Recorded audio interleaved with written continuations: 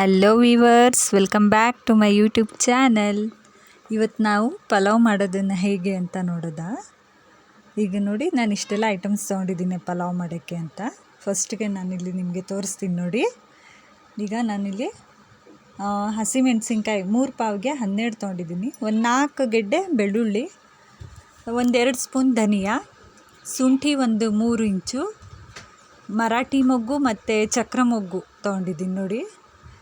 ಇದು ಕಸೂರಿ ಮೇಥಿ, ಅರ್ಧ ನಿಂಬೆಹಣ್ಣು ಸಾಕು, 1-2 ಇಂಚು ಚಕ್ಕೆ, ಒಂದು 12 ಲವಂಗ, ಹಸಿರು ಏಲಕ್ಕಿ ಮತ್ತು ಕಾಡು ಏಲಕ್ಕಿ, ಇದು ಜಾಪತ್ರೆ ಮತ್ತು ಕಲ್ಲು ಹೂವು. ಇದು ಮೊಸರು ತೊಗೊಂಡಿದ್ದೀನಿ, ಒಂದು 1/4 ಲೋಟ ಮೊಸರು ತೊಗೊಂಡಿದ್ದೀನಿ. ಕೊತ್ತಂಬರಿ ಮತ್ತು ಇದು ಧನಿಯಾ ತೊಗೊಂಡಿದ್ದೀನಿ, ಕೊತ್ತಂಬರಿ ಸೊಪ್ಪು ಮತ್ತು ಪುದೀನ ಸೊಪ್ಪು. ಇದು ಎಣ್ಣೆ 2 ಲೋಟ, ಈರುಳ್ಳಿ ದಪ್ಪದು ಒಂದು 3, ಟೊಮ್ಯಾಟೊ ಒಂದು 5-6 ತೊಗೊಂಡಿದ್ದೀನಿ. ಓಕೆನಾ. ಇದು 3 ಪಾವ್ ಅಕ್ಕಿ ತೊಳೆದಿದ್ದೀನಿ ನಾನು. ಮೊದಲಿಗೆ ನಾವು ಈಗ ಇದನ್ನೆಲ್ಲ ರುಬ್ಬಕ್ಕೆ ಹಾಕ್ಕೊಳ್ಳೋದ ನೋಡಿ.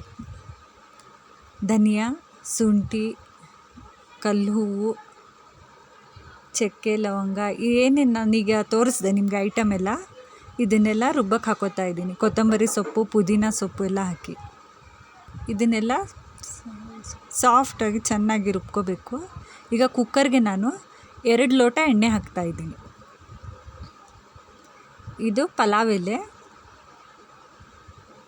ಚಕ್ರ ಮೊಗ್ಗು ಮತ್ತು ಮರಾಠಿ ಮೊಗ್ಗು ಹಾಕ್ತಾಯಿದ್ದೀನಿ.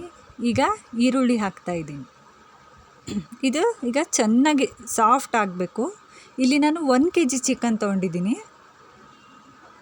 ಚೆನ್ನಾಗಿ ತೊಳ್ಕೊಂಡು ಚಿಕನ್ನು ಈಗ ಟೊಮೆಟೊ ಹಾಕ್ತಾಯಿದ್ದೀನಿ. ಚಿಕನ್ ಹಾಕಾದ್ಮೇಲೆ ನಾನು ಟೊಮೆಟೊ ಹಾಕ್ತಿದ್ದೀನಿ. ಸ್ವಲ್ಪ ಅರಿಶಿನ ಹಾಕಿ ಚೆನ್ನಾಗಿ ಫ್ರೈ ಮಾಡ್ಕೋಬೇಕು. ಈಗ ಉಪ್ಪು ಹಾಕ್ತಾಯಿದ್ದೀನಿ ನಾನು, ಯಾಕಂದರೆ ಚಿಕನ್ ಈಗಲೇ ಉಪ್ಪು ಖಾರ ಎಲ್ಲ ಚೆನ್ನಾಗಿ ಹಿಡಿದು ಬಿಡುತ್ತೆ ಅಂತ ನಾನು ಈಗಲೇ ಉಪ್ಪು ಹಾಕ್ಕೊಬಿಡ್ತಾ ಇದ್ದೀನಿ. ಈಗ ಚೆನ್ನಾಗಿದು ಒಂದು 5 ನಿಮಿಷ ಫ್ರೈ ಆಗಲಿ ನೋಡಿ. ಇದೆಲ್ಲ ಹೀಗೆ ಚೆನ್ನಾಗಿ ನೋಡಿ. ಈಗ ಆಡಿಸ್ಕೊಂಡಿರೋ ಮಸಾಲೆ ಇದೆಯಲ್ಲ, ಇದನ್ನು ನಾನು ಹಾಕೋತಾ ಇದ್ದೀನಿ. ಈಗ ಇದು ಹಾಕ್ಕೊಂಡು ಚೆನ್ನಾಗಿ ಮಿಕ್ಸ್ ಮಾಡಿ ಚೆನ್ನಾಗಿ ಕುದಿಸ್ಬೇಕೀಗ. 1-2 ನಿಮಿಷ ಹೀಗೆ ತಿರಿತಾ ಇದ್ದರೆ ಚೆನ್ನಾಗಿ ಬರುತ್ತೆ. ಈಗ ಮಸಾಲೆ ಜೊತೆನೇ ಚಿಕನ್ ನಾನು 1 ವಿಷಲ್ ಕೂಗಿಸ್ಕೊತಾ ಇದ್ದೀನಿ ನೋಡಿ. ತೆಗೆದ್ಮೇಲೆ ಇದು ಹೇಗಾಗಿದೆ ನೋಡಿ.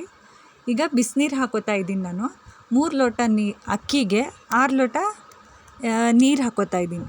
ನಾನು ನೀರನ್ನ ಮೊದಲೇ ಬಿಸಿ ಮಾಡಿ ಇಟ್ಕೊಂಡಿದ್ದೆ